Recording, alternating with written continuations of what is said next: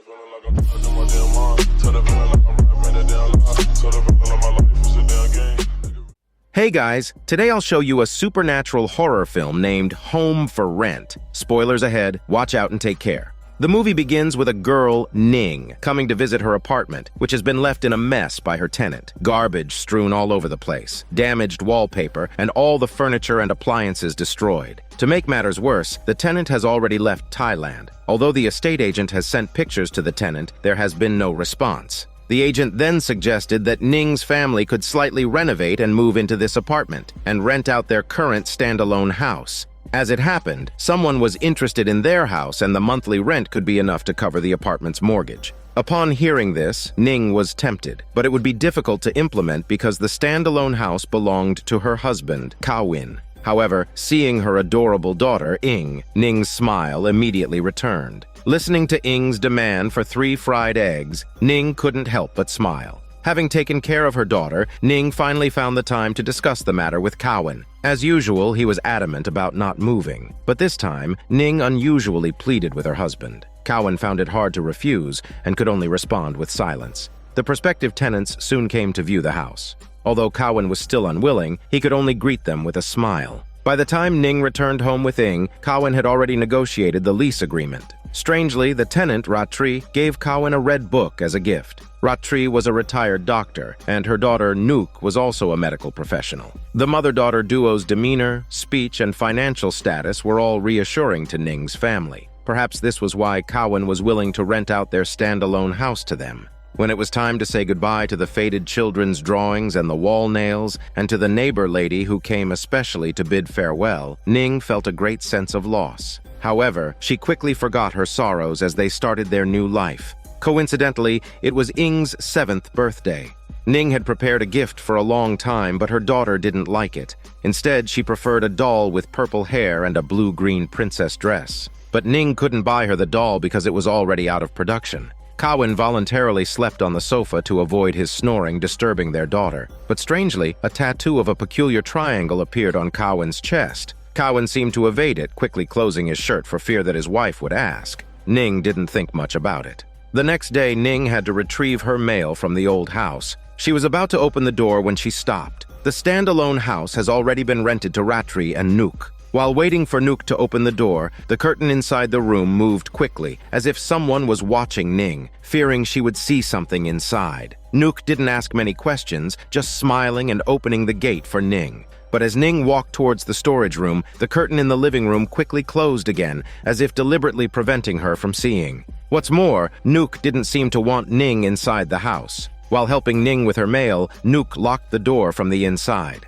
Then, she noticed Nook had the same tattoo on her neck as Kawin. Ning became suspicious. Just then, a text message came from their neighbor, asking Ning to stop by her house before leaving. As Ning looked up, she saw the neighbor lady standing at the window, gesturing something to her in a panic. By a stroke of chance, Nook had come back with the mail and Ning turned towards the storage room, pretending as if nothing had happened. To her surprise, the mail envelopes had already been opened. Nook claimed that she had accidentally opened them, thinking they were her own. Ning didn't ask further, blaming herself for not updating her address promptly. She was now more concerned about what her neighbor wanted to tell her. Unexpectedly, the neighbor said that Nook and Ratri didn't seem like doctors at all. The mother-daughter duo never left the house, and their doors and windows were adorned with eerie crow feathers, as if they were conducting some sort of ritual. Even at 4 a.m., chanting noises could be heard from Ing's room. The neighbor lady's dog would bark relentlessly at this time. When she went out to check, she saw a large flock of crows circling above Ning's house.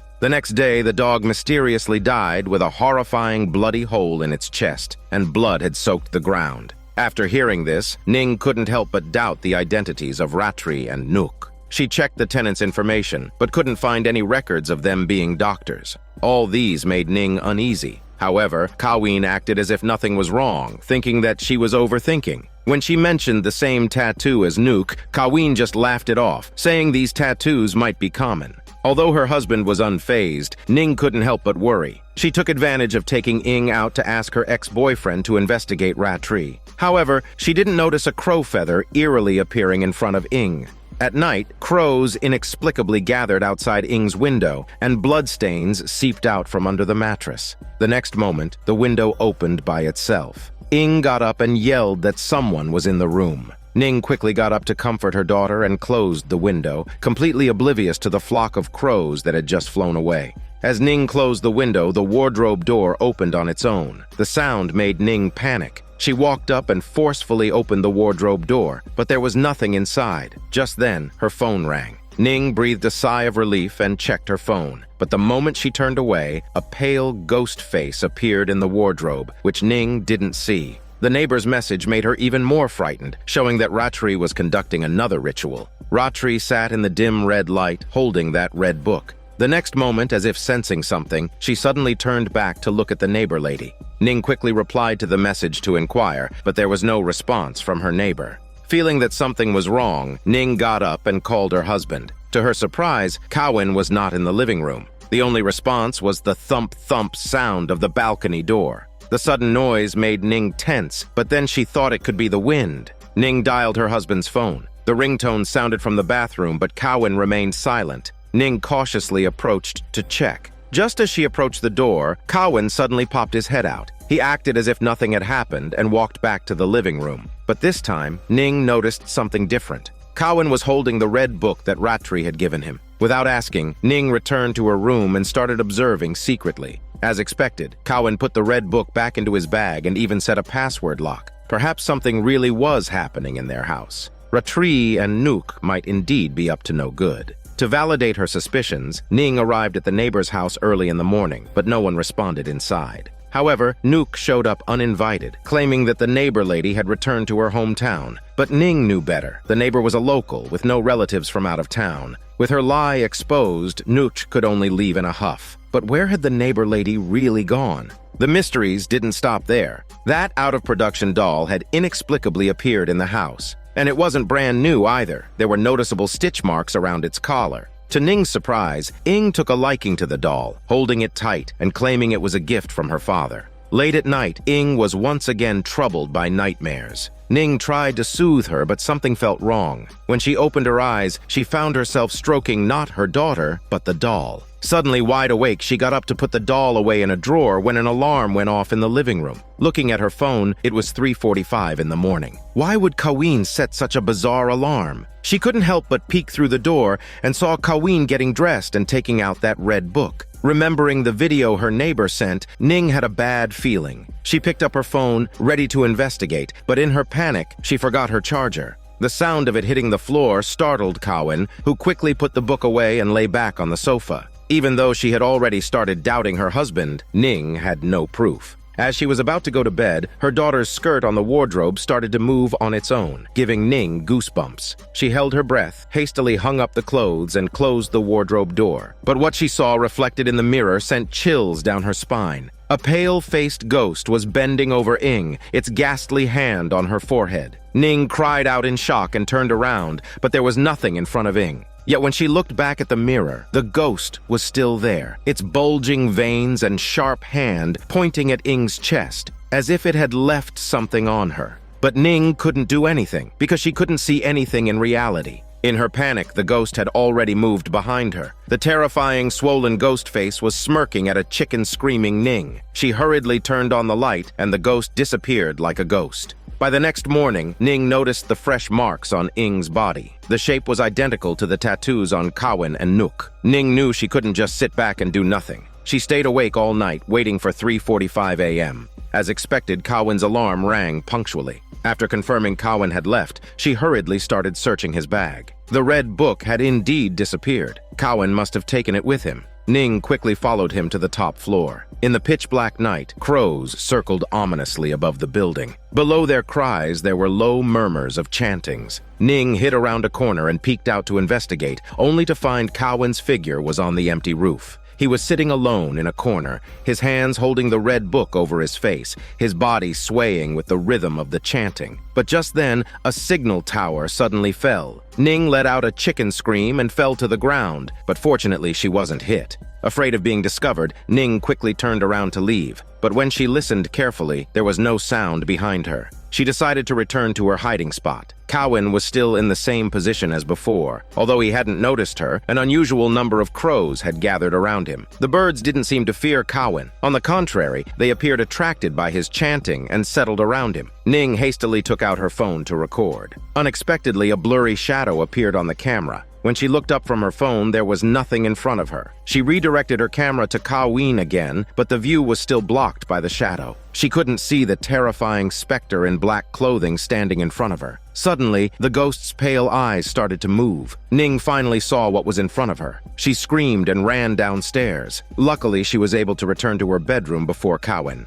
Ning held her mouth, daring not to make a sound. Just then, Cowan's phone vibrated and he left the room. By now, it was clear that something was off with her husband. Ning was determined to figure it out. While Cowan was away, she stealthily took out the red book. She pretended to go to the bathroom, locked the door, and flipped through the pages. Surprisingly, the book was empty. As Ning was puzzled, Cowan started knocking on the door. Realizing she'd been found out, Ning looked for a place to hide the book. In the end, the pipe compartment seemed to be the best spot. However, when she opened the door, a small altar appeared before her eyes. Hanging in the middle was a totem, identical to the familiar tattoo. Ning was confused by all the incidents. With a heavy heart, she picked Ing up from school as usual. To her surprise, she saw Ratri sitting next to Ing, who also held a red book in her hands, covering her face with it. In panic, she ran towards her daughter like a bullet. But after running through the mist, her daughter and Ratri were nowhere to be found. She hysterically shouted out loud. However, Ing came running from the school building, saying that she had just finished school. Ning didn't believe it and sternly asked where Ratri was, but Ing said she hadn't seen her at all. Seeing this, Ning yanked open Ing's collar, and the triangular totem mark appeared before her eyes. She was still a step too late. Although she didn't know exactly what had happened, Ning knew she couldn't let her daughter stay any longer. She rushed home, packed up her suitcase and passport, and planned to take Ing away. But Cowan appeared just in time to try to stop them. Ning didn't hide her suspicion any longer, stating her guess that the Ratri and Nook were likely cultists, and they were planning to harm her daughter. Unexpectedly, Cowan defended them, even calling Ratri mother. Hearing this, Ning didn't dare to stay any longer. Seeing his wife's determination, Cowan gave up on persuading her and only wanted to keep Ing. But how could Ning let him have his way? Cowan even slapped her. Fortunately, the apartment security appeared and stopped Cowan, allowing Ning to leave with her daughter. But he didn't give up, even calling Ning's mother.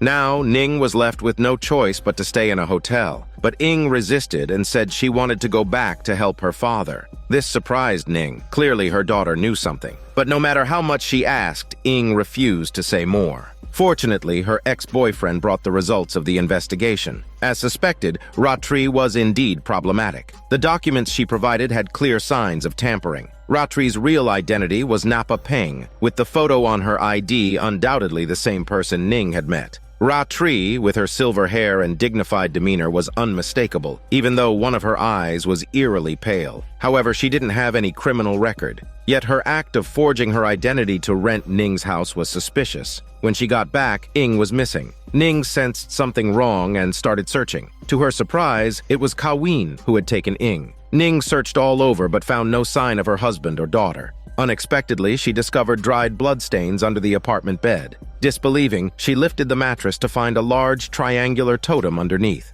Mother and daughter had been lying above this totem for days, as if sleeping right in the middle of a sacrificial site. Panicked, Ning rushed back to her house. The living room also bore the conspicuous triangular totem, but the house was now deserted. Ing's room was even worse, infested with maggots and bearing the same totem. Ning immediately called her estate agent. It turned out the Ratri family had moved out the previous day, and Cowan knew this. Hearing Ning's panicked voice, the estate agent rushed to the scene. Both hurried to Ratri's new residence. However, the car drove further and further away from the city, heading towards a desolated suburb. Ning became anxious and started asking questions. She happened to see part of the estate agent's wrist tattoo, which was the same as the eerie triangular totem. Ning frowned but pretended to feel carsick and vomit. In the confusion, Ning pushed the estate agent out of the car and locked the doors. But the agent's tattoo wasn't a triangle, it was a diamond. Relieved, Ning let her guard down. Just as she was about to unlock the door, she found the same red book in the car's drawer. Looking up, the agent had broken the car window. He had transformed into a different person, trying to subdue Ning. During the struggle, the estate agent's triangular tattoo was revealed. He was also part of Ratri's group. Ning pushed him away, jumped out of the car, and started running. However, she couldn't escape the agent's pursuit and was knocked unconscious. She was packed into a suitcase and taken to a deserted villa in the suburbs. It was 3:45 in the morning. The scene then shifts back to 11 years ago. Cowan had a lovely daughter, Ja. Back then, the gift Cowan gave his daughter was a rare doll, with Ja's name embroidered on its collar by Cowan himself. Ja's doodles decorated the walls. Father and daughter were close and loved each other dearly. Every day, Cowan would prepare 3 fried eggs for Ja, hoping it would help her grow taller and mature faster. However, tragedy struck. The repaired water heater malfunctioned, causing Ja to die from electrocution while taking a bath. Misfortune had befallen this already incomplete family. Ja's mother had disappeared after giving birth, and it had always been just Cowan and Ja. Seeing his daughter's charred body, Cowan was in denial. Even smashing the water heater into pieces didn't bring Ja back. From then on, Cowan lived a life of darkness. He felt Ja was still with him, present in the doll. She hadn't left because her voice was still alive within it. Then, one day, Ning mistakenly came to Cowan's door, bringing light back into his life. They quickly married, had a daughter, Ing, and built a home together. However, one day, Ing started dancing towards an empty wall, asking Ja if she was dancing correctly. When Cowan arrived, Ing acted as if nothing was wrong, but she developed the same habits as Ja, wanting to eat 3 fried eggs because she believed it would help her grow taller and mature faster. Familiar words stirred up Cowan's memories. He opened the attic's partition, revealing Ja's belongings. Overwhelmed by painful memories, Cowan couldn't help but tear up. It was then that Ratri and her daughter Nook visited to view the house. Ratri strangely lingered at the bathroom door, expressing that she understood Cowan's pain. She pulled out a red book, claiming it could help Cowan. Although the book was gibberish, Cowan was as though under a spell and agreed to rent out the house. From then on, he stopped working, spending his days in the house, worshipping Ratri in the hope she could bring Ja back. Hence, the daily worship at 3:45 in the morning began. On the day Ning went to the warehouse to fetch the mail, the man with the curtains tightly closed was Cowan, fearing discovery by his wife. As for the flock of crows appearing in the ritual, Ratri explained they were God's messengers, telling Cowan that Ja had to leave. But Cowan wept, begging Ratri to help him. He missed Ja so much and felt he owed her a lot. Luckily, Ratri had a way, but before bringing back Ja's soul, they had to find a new host body, one that was close in age to Ja and could communicate with the soul. The perfect host was Ing, Cowan's little daughter. How could he favor one over the other? Seeing Cowan hesitate, Nook rushed to explain that 2 souls could coexist in one body. Ja would only be a guest and wouldn't harm Ing. Hearing this, Cowan no longer hesitated. He missed Ja so much. So Cowan took out the dust-covered doll and gave it to Ing. The father and daughter confessed their secrets to each other. Ing really could see Ja, but after moving to the new apartment, Ja disappeared. Upon hearing that they were sisters and their father could bring Ja back, Ing agreed without hesitation. Not only because she liked her sister Ja, but also because she couldn't bear to see her father cry in pain. After getting Ing's agreement, Cowan set his plan into motion. He set up an altar in the pipe compartment and drew a triangular totem on the bedboard. However, he only drew one symbol, and Ning saw a complex pattern. The bizarre pattern seemed to come to life, constantly eroding Ning and her daughter. But Cowan was oblivious to all of this. After being followed by Ning that day, he did not notice anything unusual. With his eyes tightly shut, Cowan didn't notice the red book spontaneously igniting, revealing obscure ancient texts. The next moment, he felt as if his soul had left his body. Before him was his own body, chanting prayers. The crows surrounded him and had turned into devout followers, swaying with Cowan's movements. Suddenly, a girl's laughter flashed by. Cowan followed it, seeing a skinny figure crouched on the ground. The girl in black was crouched in place, but her long hair did not sway with the wind. As Cowan excitedly called out and approached, the girl vanished without a trace. Cowan's joy quickly turned into sorrow, and he was awakened by Ning's chicken scream. He immediately notified Ratri and rushed home. Seeing that his plan seemed to have been exposed, Cowan remained calm because Nook had responded. "Come see Mother tomorrow." This was the moment when Ning saw Ratri with Ing. Everything was not an illusion. Ratri really did approach Ing. The ritual to resurrect Ja required 3 marks to be left on Ing. Ja herself had already completed the first one, which Ning saw late at night, etched on Ing's chest with sharp nails. The second one would be completed by Ratri herself. As for the third one, Cowan had to do it himself because he was Ing's biological father. When Ning discovered everything and took Ing away, Kawin thought the plan was about to fail. But Ing took the initiative to contact him and tell him the location of the hotel. The frantic Kawin rushed over immediately, but Ning, who was exchanging information with her ex-boyfriend at the time, did not notice him. Ning, who arrived upstairs, just missed the leaving father and daughter. The two rushed to the standalone house, not expecting Nook to instruct him to prepare at the neighbor lady's house. Soon after, the anxious Ning also arrived, looking for her daughter. The father and daughter were upstairs witnessing the whole process. Only the withered plants in the neighbor's house made Kawin suspicious, but in the end, he didn't catch the loophole in Nook's words. Although the neighbor lady would be back tonight, Nook had the estate agent find a house in the suburbs to deceive Ning, which seemingly means that agent has been working with Ratri and her daughter from the very beginning. After Ning left, Kawin and his companions returned to his standalone house. He cut his palm and with fresh blood completed the last mark on Ing's forehead. Kawin left Ing behind and went out alone. Strangely, the ceiling of the room had started to leak, leaving a moldy spot. Before Kawin could think more about it, he heard the sound of a door opening downstairs. A figure appeared, growing larger as it approached. Kawin initially thought it was Ja coming back, but it turned out to be the neighbor lady squatting. Seeing the neighbor return made Kawin sigh in relief. However, she ignored Kawin and even stabbed him with a knife. Kawin looked in disbelief at her eyes, which were white. She was not the neighbor he had known for many years, but a walking corpse being controlled. Kawin had nowhere to run as the neighbor lady followed him, stabbing him repeatedly. The devil finally showed its fangs. Just then, a tearful Ing screamed and ran downstairs. Following her was Ratri, who wore a calm expression and a faint smile. She slowly opened a wooden box and took out a horrifying puppet. Inside it was Ratri's youngest daughter, who had drowned at the age of 7. It's then revealed that the supposed ritual to retain Ja's soul didn't exist. The story to trick Ing wasn't for Ja, it was all for Ratri's dead daughter, the malicious ghost who had been dead for many years. The figure that Kawin saw previously on the rooftop was it, with a chilling smile on its face. The whole conspiracy started 4 months ago. The estate agent, Ratri, and Nook were indeed in cahoots. Their first target was Ing, who met their requirements. The heavily damaged apartment was also their doing. On the day Ratri and Nook moved into the standalone house, Ratri discovered Ya's lingering soul. With her magic, she quickly found Ya's hiding place, above the partition that sealed Kawin's memories. To ensure her plan wouldn't fail, Ratri cruelly sealed Ja inside a doll. This was why Ing couldn't see Ja since they moved out. After moving into the standalone house, the first thing Ratri did was awaken the ghost of her drowned daughter, sealed inside the puppet. The blood-red totem was drawn on Ing's bed, and the crimson lines began to spread. In an instant, the malicious ghost's soul woke up. A terrifying hand reached out of the puppet's mouth. This horrifying scene was recorded by the neighbor lady, who was standing nearby at that time.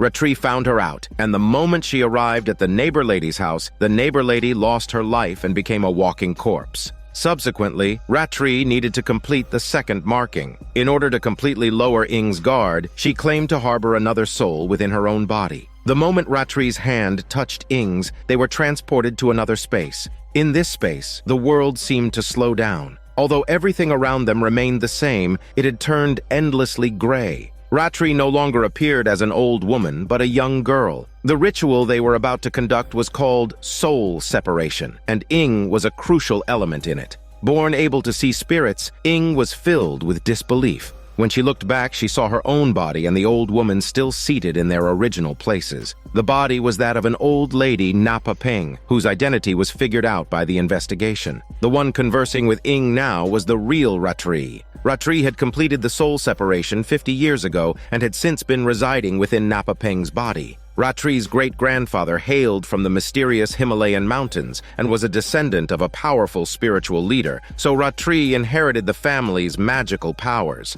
The purpose of explaining all this was to get Ing to agree to the ritual voluntarily. She didn't know Napa Peng, the original owner of this body. Napa Peng was deliberately murdered when she was alive, all to allow Ratri to possess her body. Upon learning the truth, Ing screamed and ran downstairs, but her father had already collapsed in a pool of blood. The witch Ratri cut her palm and drew the corresponding inverted triangle symbol on the puppet with her fresh blood. Lastly, she drenched the room with crow's blood, especially the huge triangular totem in the center. Father and daughter were thus trapped in a desperate situation. On Ning's side, she was also taken to the outskirts by the estate agent. But when the agent threw away his phone and turned around, Ning was nowhere to be found. She had awoken earlier and escaped when he wasn't paying attention. However, Ning also knew that this was the beginning of the final battle. She hid under the car and finished off the agent with a knife. But by this time, the ritual had already begun. Fortunately, Kawin, hanging on to his last breath, managed to grab Nook's sexy body, but he was too severely injured, and Nook stirred at Kawin's abdominal wound, subduing him. Ning managed to deceive Nook using the estate agent's phone and found out the location of the ritual. She got in the car and raced towards home. However, it seemed she was too late. Listening to his daughter's cries, Kawin tried his best to comfort her. He reached out to touch his daughter, but it was impossible. Knowing time was of the essence, Ning wanted to call the police first, only to find that the agent's phone had run out of power. By this time, Ratri and Nook had already covered Ing's mouth. When Ning rushed back home, the roof was already swarming with a large number of crows, looking like a terrifying storm from afar. Ning hurriedly opened the warehouse, picked up a hammer and a gas cylinder. She used the microwave to detonate the gas cylinder and took advantage of the gap when Nook came down to check, rushing upstairs. However, she didn't know that not only was Ratri in the room, but there were also many believers appearing around, swaying and chanting. But when Ning arrived, she only saw Ratri alone, chanting, and her daughter who was no longer struggling on the bed. She stepped forward and lifted the book off her daughter's face.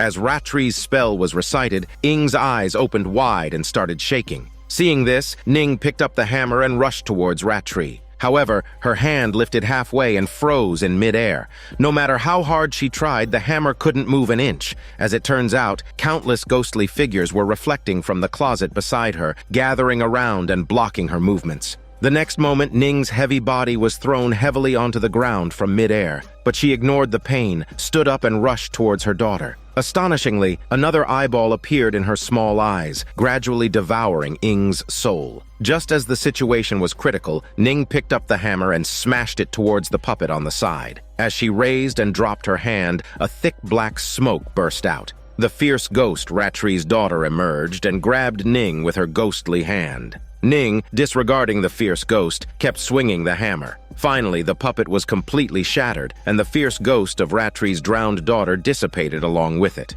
Ning picked up her daughter and was about to leave when she bumped into Nook, who had rushed over. Facing the two who were closing in on her, Ning helplessly broke down in tears. But just then, the ceiling covered with water stains suddenly collapsed, knocking everyone to the ground. Ning and Nook fainted on the spot. Only Ratri was still slightly conscious. But she didn't expect that Ing quickly got up, picked up a metal rod, and stabbed it hard into Ratri's head. But how could Ing remain unharmed? Indeed, it was Jia, Ing's half-sister from the same father. At the brink of death, Kawin finally saw Jia, who he had been longing for. She was sealed inside a doll, forced to watch helplessly as her father and sister were persecuted. Kawin, gathering his last breath, drew the inverted triangle needed for the ritual on Ja's forehead. The droplets of water that fell from the ceiling were not ordinary water, but Ja's tears of sorrow. It was these droplets that helped Ja leave a mark on Ing to complete her soul-transferring ritual. Now, Ja did not hesitate to stab the metal rod again and again until the sinner Ratri was dead as shit. When the police arrived at the scene, they only rescued the unconscious Ning and Ing, who was lying on Kawin's body crying. Or perhaps it was Ja. The girl did not hide anything and confessed everything to Ning. She had depended on her father since birth and had never enjoyed the love of a mother. Ning learned about Ja's background and understood her sorrow. In this way, Ning accepted Ja's spirit living within Ing. After all, Ja had been in this home from the beginning, accompanying their father, Ning, and her sister Ing. For Ja, she had never left this home, only her sister could see her. When Ning took Ja's hand, both understood that the remaining days belonged to them, mother and daughter. This is Daniel CC Movie Channel. Stay safe and enjoy your day.